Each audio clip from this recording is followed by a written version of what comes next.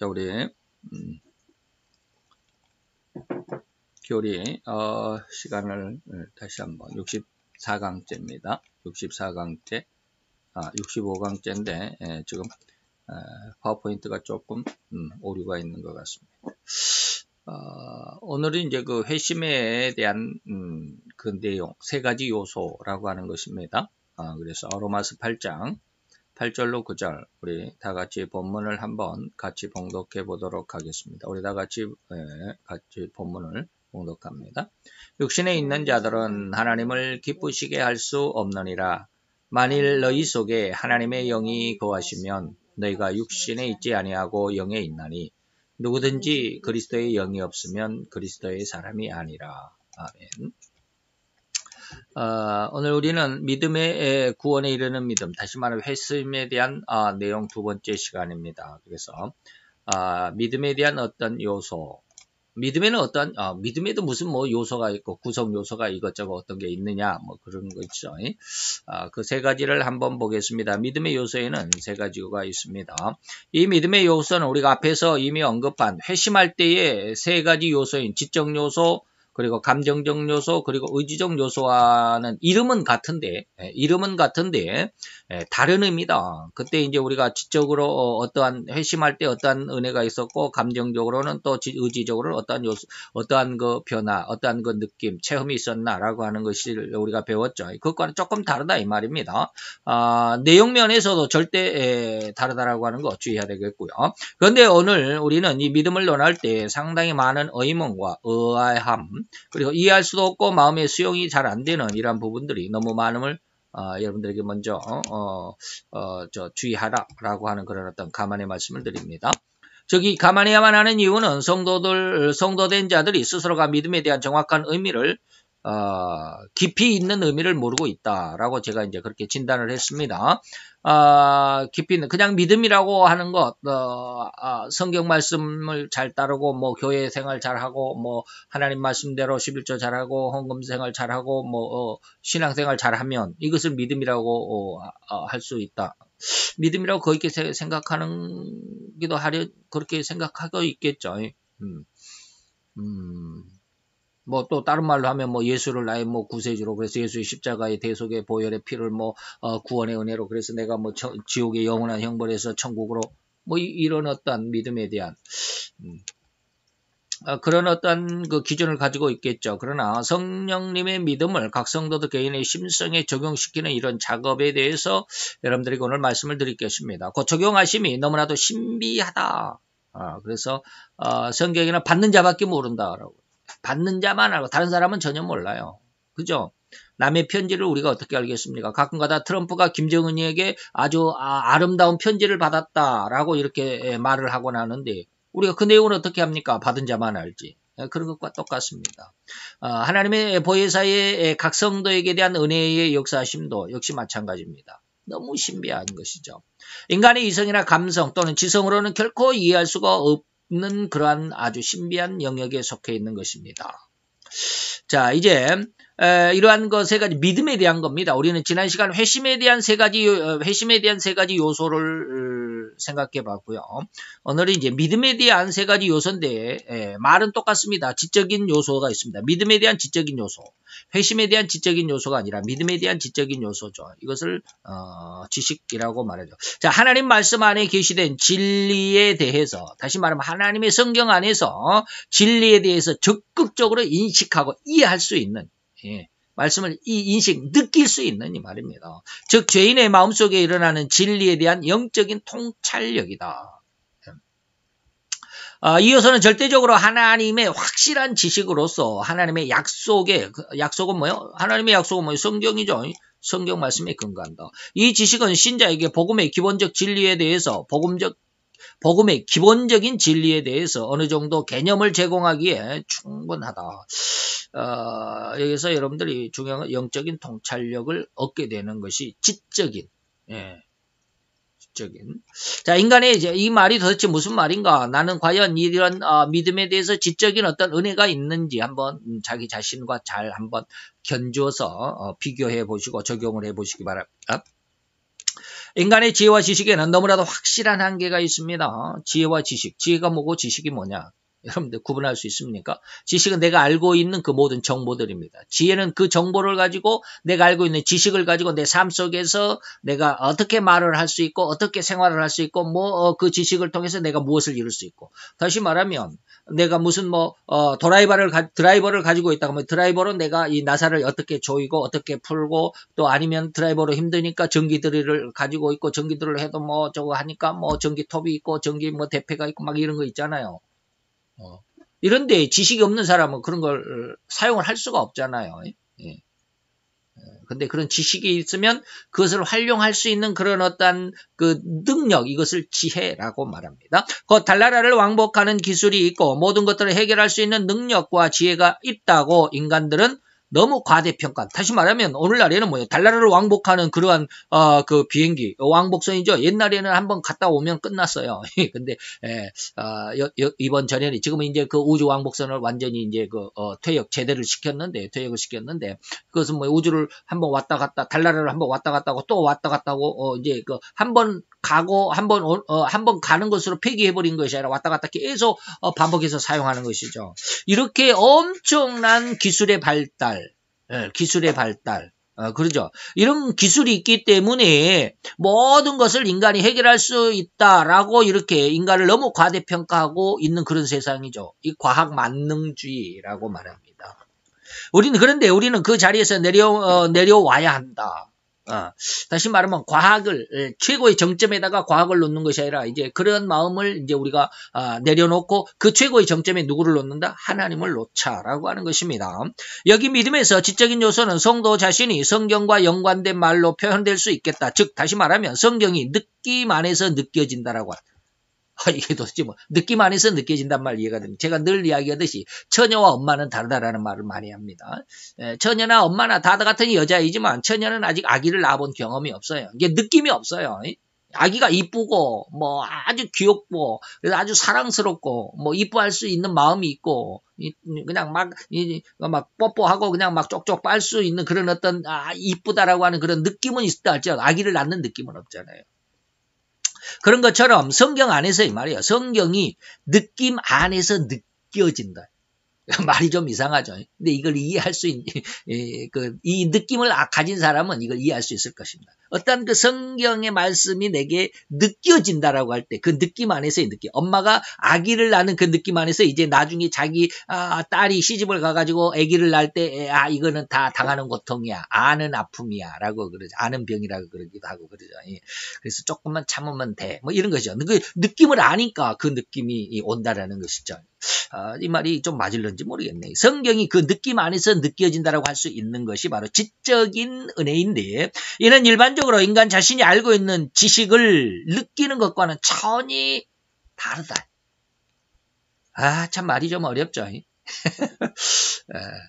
알고 있는 지식을 느끼는 것과 내가 알고 있는 그 지식을 느끼는 것과 영적인 어떠한 지적인 믿음에 대한 어떤 지적인 은혜는 조금 느끼는 것이 다르다라고 이렇게 말하는 겁니다. 즉 이런 성경에 대한 지적인 은혜는 절대로 인간 스스로가 얻을 수 있는 것이 아니기 때문입니다.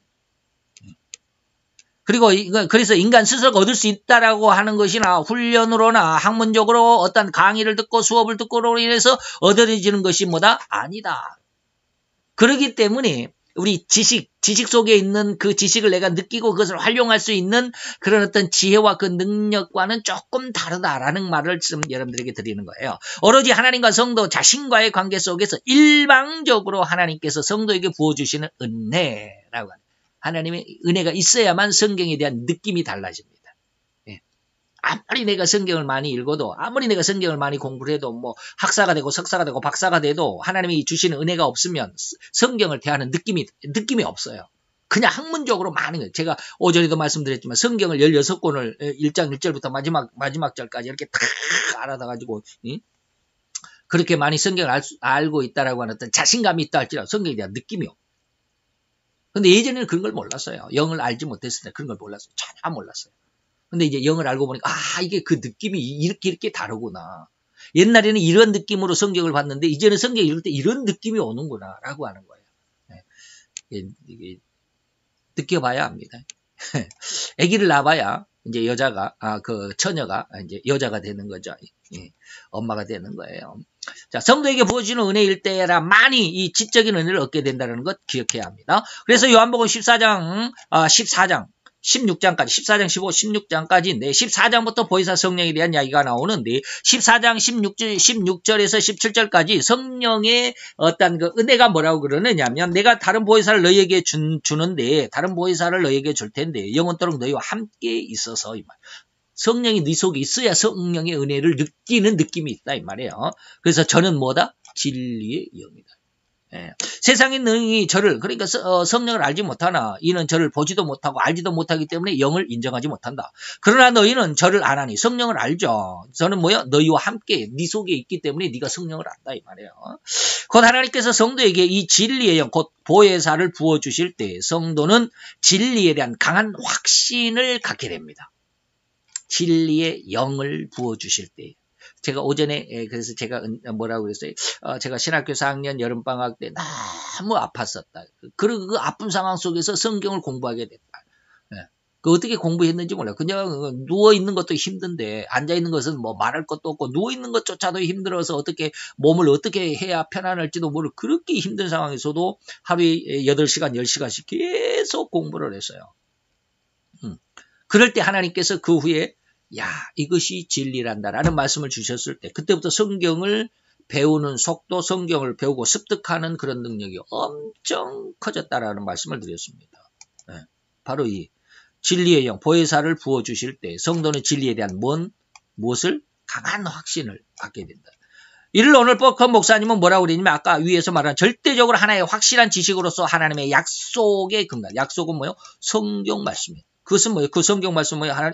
예수님께서 다른 보혜사를 너에게 주는데 그 보혜사는 뭐다? 진리의 영이다. 진리의 영으로서 너희들에게 역사하게 될 것이다. 이후에는 또 다른 말을 제가 말씀을 하게 되겠지만 자, 이 진리의 영의 은혜를 받은 성도는 왠지 모르게 성경에 대한 확신이 있습니다.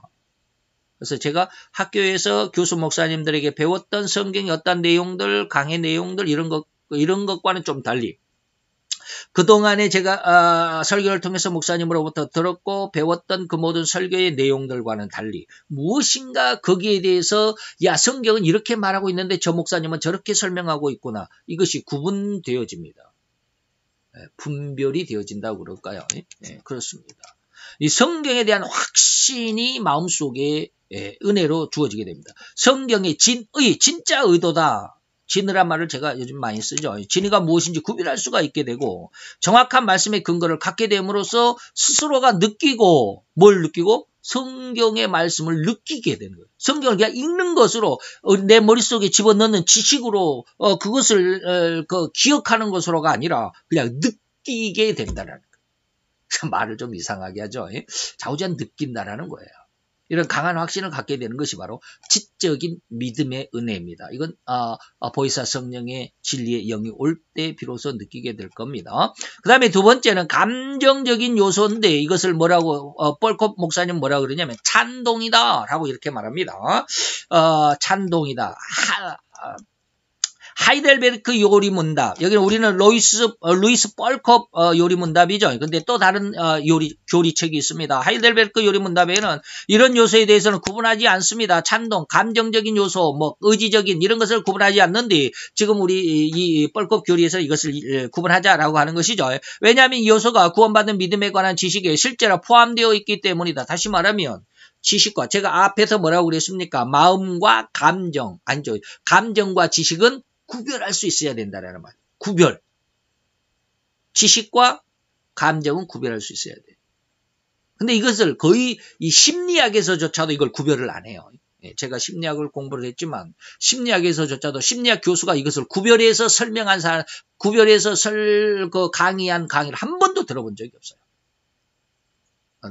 그 대학 강의에서도 그렇고 다른 사람들이 강의에서도 그렇고 그 심리학 강의 중에서 아주 재미있게 그리고 아주 신나게 강의하는 목사님이 아니죠. 그럼 교수님이 있습니다. 이정훈이라고 하는 그 교수님이 있어요. 그 어느 대학의 교수인지 모르는데 남자분이신데 아주 심리학 강의를 얼마나 재밌게 저도 그 강의를 들으면 아주 쏙 빨려 들어가요. 참 나도 그런 어떤 말빨이 있어야 되는데 잘 안 되더라고. 말빨이라고 해서 좀 죄송하지만 좀 그래요. 근데 그 교수님 강의에서도 우리의 지식과 감정을 구별을 안 해요. 구별을 못 해요. 성경 안에서만 이게 구별되는지 모르겠지만 어쨌든 그렇습니다. 그래서 하이델베르크 요리문답에서도 바로 이것을 구별하지 않고 있다라고 하는 거예요. 그래서 이 요소가 그 대상의 중요성에 대해서 강한 확신을 갖게 해주는 것은 구원받는 지식의 특성인데 이것을 찬동이라고 한다. 하이델베르크는 구별하지 않지만 오늘 우리 루이스 볼콥 교리에서는 이걸 좀 구별을 하게 되는데 이 구별을 저는 뭘로 하냐면 이제 단적으로 여러분들에게 말씀을 드렸지만 우리의 지식은 어디에? 뇌의 작용으로부터 오는 겁니다. 그리고 우리의 감정은 뇌의 작용이 아니라 마음의 작용입니다. 예. 자, 우리의 지식과 감정을 잘 구분할 수 있어야 할 필요가 있겠습니다. 이 지식은 뇌의 작용이다. 뇌에서 어떠한 지식이 일어나는, 지식을 갖게 되는 것이죠. 예. 뇌가 작용해가지고 그냥 막 희노애락의 감정을 나타나는 건 아니에요. 감정은 뭐예요? 우리 마음 속에서 나오는 겁니다. 우리의 감정은 마음의 작용이라는 점에서 구분을 할 수 있어야 돼요. 근데 우리는 내 마음이야 라고 하는 것은 내 마음이라 내 생각이 내 마음이라고 생각을 해요. 같이 이렇게 뭐라 그럴까 융합을 시켜버리는 거예요. 하나로 보는 거란 말이에요. 하나로. 이 심리학에서도 이걸 하나로 봅니다. 그러나 이것을 좀 구별할 필요가 있다라고 하는 것이죠. 흔히들 이를 구분하지 못하면 내 마음이 곧 내 생각이다 라고 착각하기 십상이다. 이거 오늘날 우리 인간들이 살아가는 모든 세상이 바로 그렇습니다. 그러나 우리는 이것을 구별할 수 있어야만 하겠습니다. 이 감정적인 요소와 지적인 요소 사이에는 구분하기 아주 미묘해서 아주 이게 구분이 안 되는 것처럼 아주 밀접한 관계에 있기 때문이기도 하거니와 그러나 우리는 구별할 수 있어야 됩니다. 이제 본론으로 돌아와서 이 감정적인 요소, 믿음의 요소는 지적인 요소와는 매우 밀접하기에 그 지적인 요소에 의해서 감정이 나타나기도 합니다. 그런데 때로는 반대로 감정에 의해서 우리의 지식이 나타나기도 합니다. 그게 뭘까요? 내가 어느 순간 내가 만약에 총각이 어느 처녀를 보고 너무 갑자기 한눈에 반했다. 그럼 감정이 먼저일까요? 지식이 먼저일까요? 내가 저 여자를 사랑할 거야 하는 이런 어떤 지식이 먼저일까요? 감정이 먼저 앞설 때가 있어요. 그럴 때는 우리가 흔히들 그런 말을 하죠. 법보다는 주먹이 먼저 가깝다. 이럴 때는 뭐예요? 감정이 먼저예요.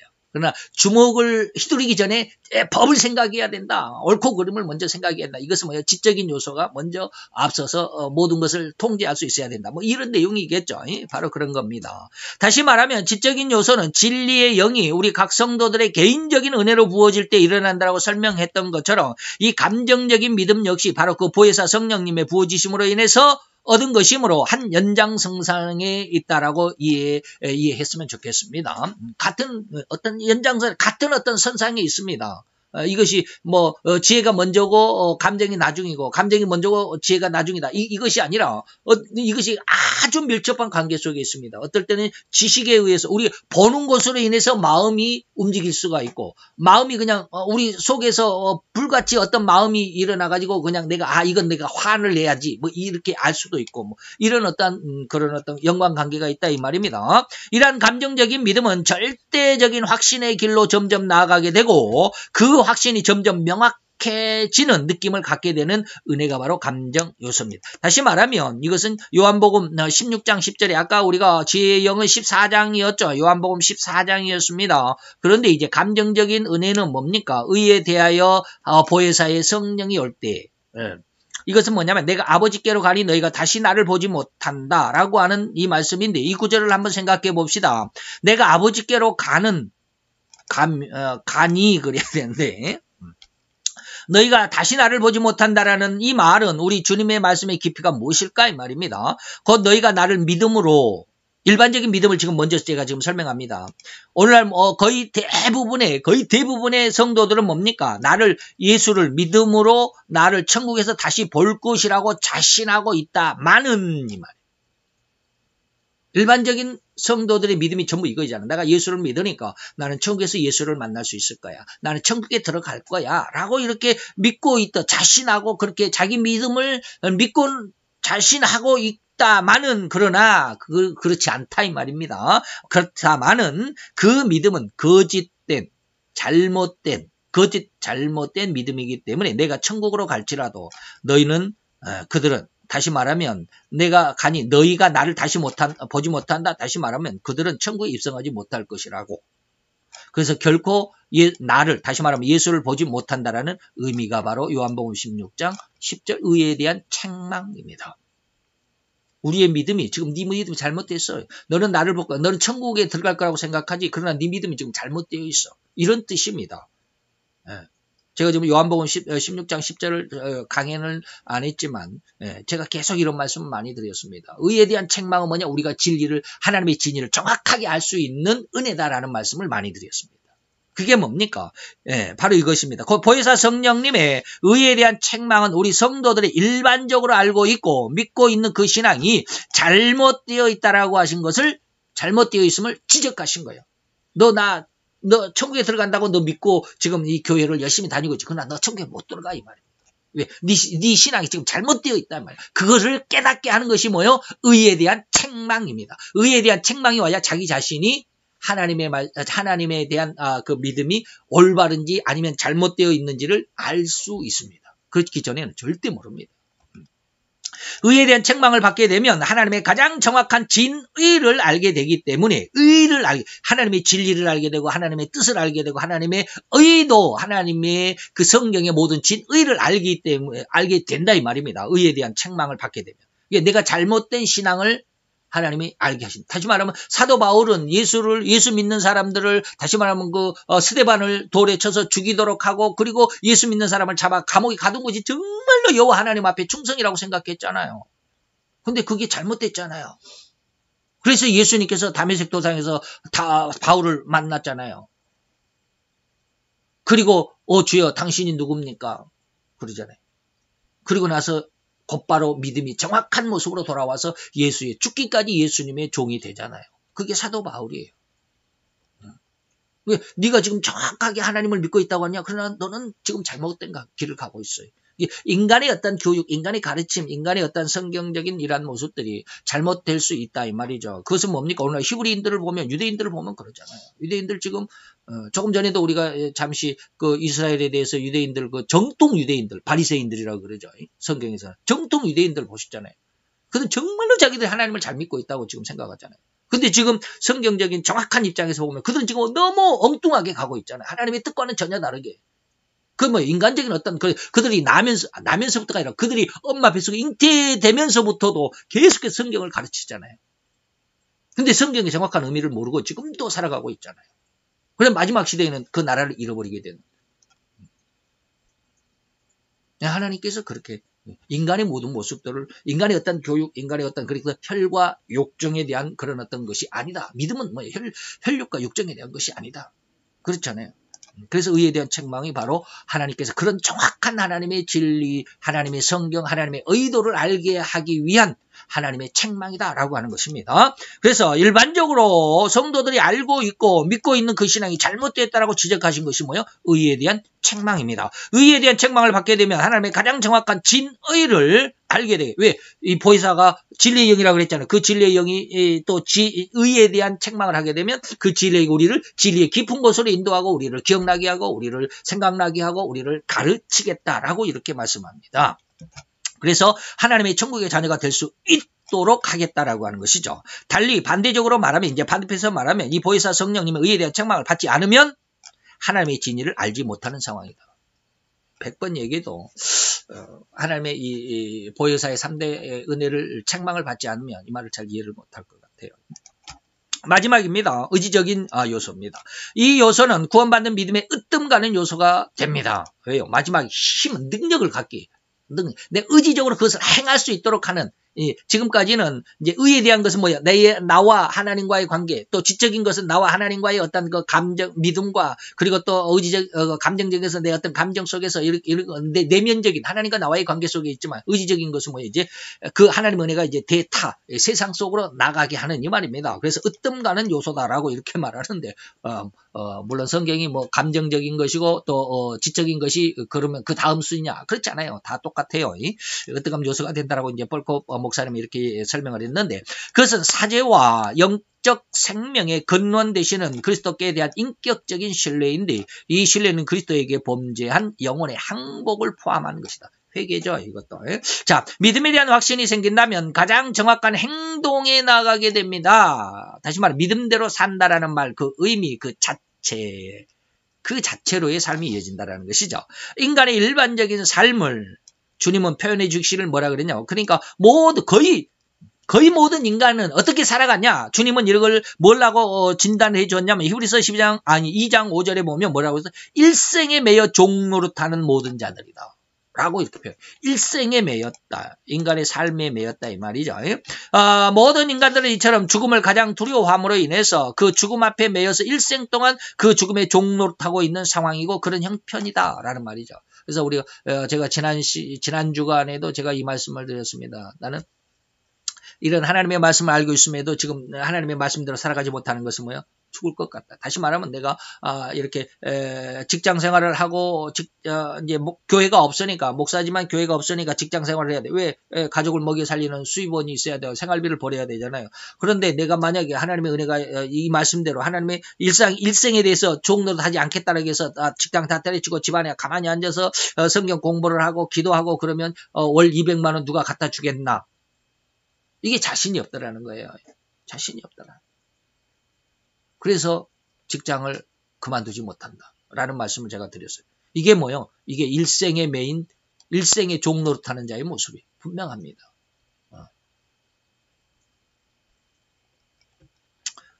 그럼에도 불구하고 계속 하나님 앞에 있어야 하는 것은 뭡니까? 내 모습이 이 상황 속에서 계속해서 하나님 앞에 반복과 훈련 속에서 하나님을 추구하는 그런 삶이 이어진다라는 거예요.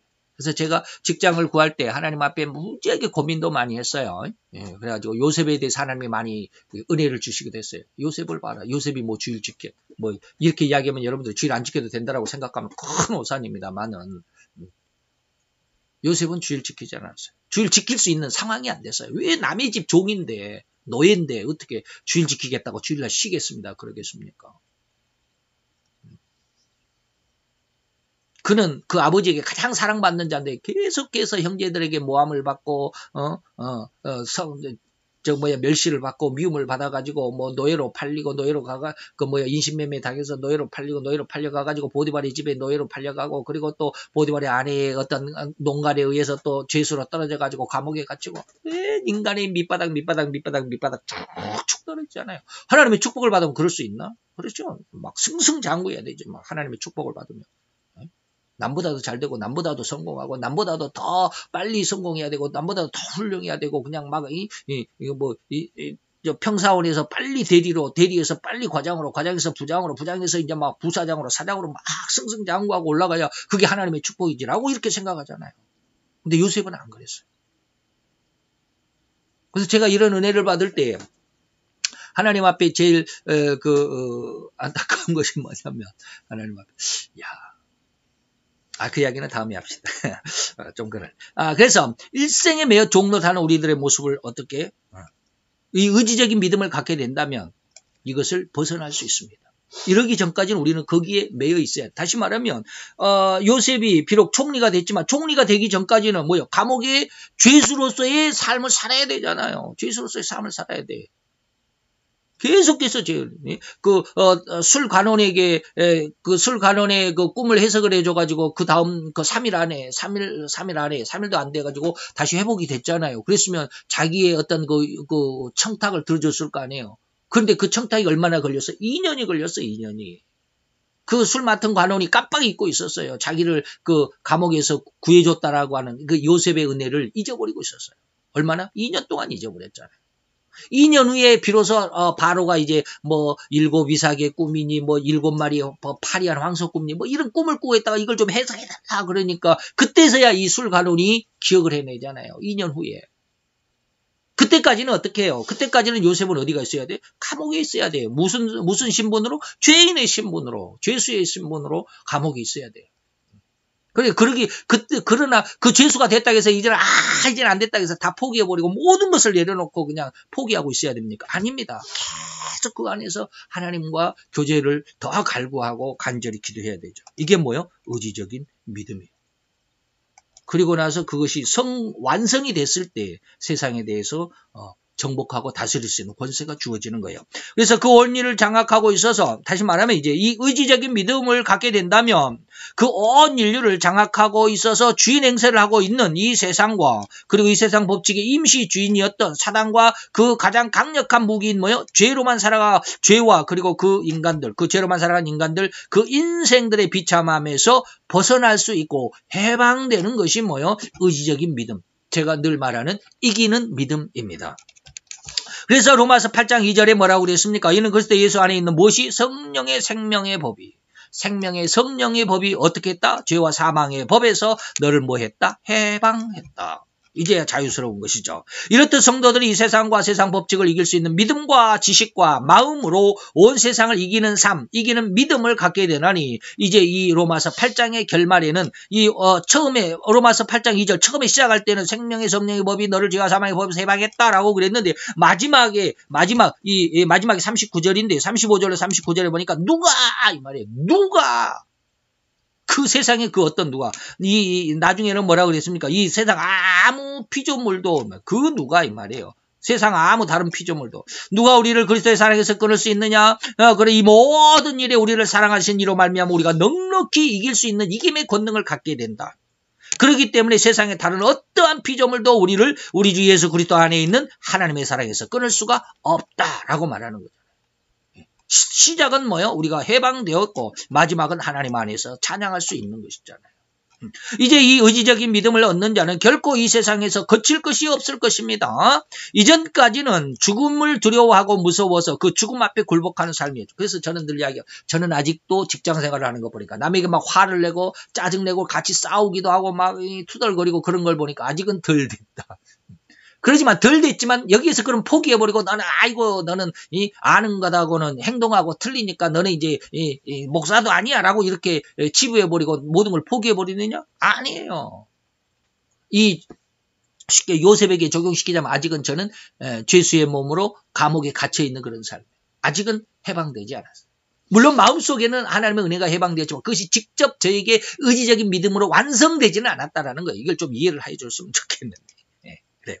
완성이 될 때 다시 말하면 이제 요셉이 죄수의 몸에서 바로에 의해서 손가락에 그 인장 반지를 끼움을 받을 때 너는 이제 셋째 치리자야라고 인정을 받는 그 순간. 그 순간이 완성이 되는 순간이에요. 이제 그러면 물론 믿음으로 그를 두려워하지 않는다라고는 할 수 있겠지만 이 의지적인 믿음은 믿음으로 행한다기보다는 그의 삶 자체가 이제 이 말을 좀 이해할 수 있어야 됩니다. 제 이 말을 잘 이해할 수 있어야 돼요.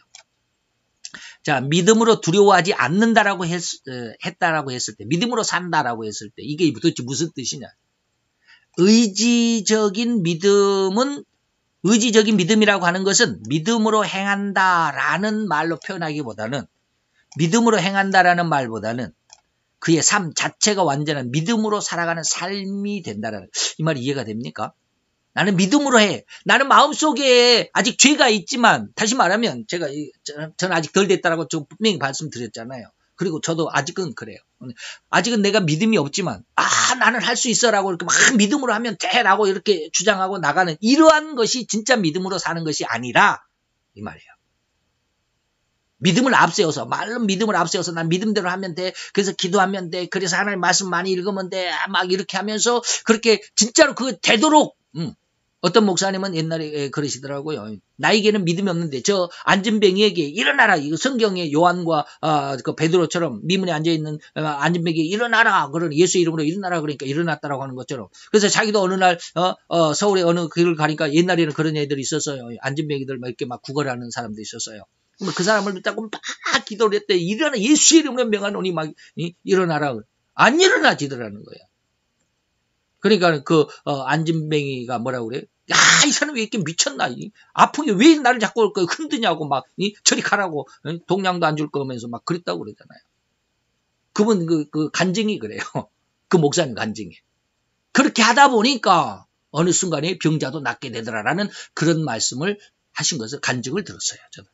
근데 지금 저는 그렇게 믿음으로 막 행하고 보는 그것을 지금 말하는 것이 아니라 믿음으로 산다라고 하는 것은 뭐예요? 삶 자체가 믿음이다 이 말이에요. 이게 그 사람은 뭐 이렇게 내가 믿음으로 합니다. 내가 믿음이 없어도 난 믿음 주실 줄로 믿습니다. 이게 아니라 그냥 삶 자체가 그거예요. 이 말이 이해가 될는지 모르겠어요. 그리고 하나님의 영광만을 바라고 생각하고 그 안에서 살아가나니 이 세상에 그 어떤 이권이나 야망이나 욕망 그리고 명예나 권세나 그런 것들에게는 호리만큼의 미련도 없고 욕심도 없는 완전한 정결함, 완전한 거룩함 그 자체가 바로 믿음으로 사는 삶이라고 제가 지금 여러분들에게 말씀드리는 거예요.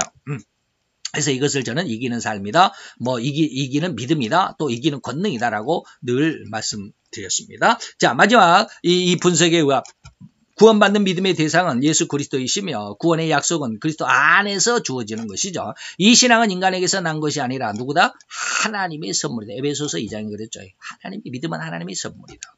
그러나 이 신앙의 수행은 하나님의 자녀들의 반복적으로 권고받는 인간의 활동인 것이다. 라고 이렇게 교리 뻘곶 목사님은 말씀하고 있습니다. 그래서 뻘곶 목사님 다음 시간에 계속 이어지면서 제가 그 뻘곶 목사님과 조금 견해를 달리하는 부분들이 있습니다. 왜 지금 오늘 또 설교 속에서 조금 다른 부분을 여러분들이 느끼셨을지 모르지만 그렇습니다. 이 뻘곶 목사님은 계속 믿음으로 행하고 또 실수하고 반복하고 또 넘어지고 쓰러지고 회개하고 또 일어나고 막 이런 것들을 이야기를 합니다. 다음 시간부터 이제 그런 게 나와요. 그러나 저는 뭡니까? 이 완전한 이기는 것은 뭐예요?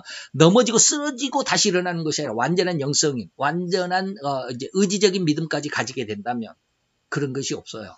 실패해도 하나님 앞에 찬송. 그런 것을 다음 시간에 조금 다시 한번 살펴보면서 은혜를 나누게 될 줄로 믿습니다. 기도합시다. 할렐루야 주님. 오늘도 여호와의 귀한 사랑과 은혜와 은총을 감사드리나이다.